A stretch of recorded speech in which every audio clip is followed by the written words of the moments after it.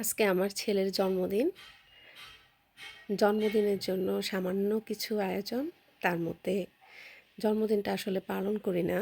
তো ছেলের খুশির জন্য এটুকুই, কোনো মানুষজন নেই, আমরা নিজেরাই। আমরা ৩ জন আর ছেলের miss.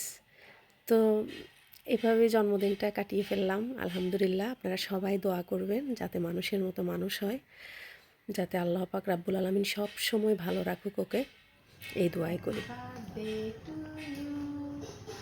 Happy birthday to you. Happy birthday to Samin.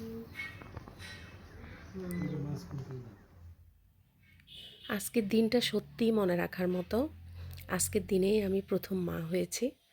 আলহামদুলিল্লাহ, আমার ছেলের তেমন কোনো চাহিদা নেই। এই একটা কেক কেটেই সে অনেক খুশি, অনেক হ্যাপি।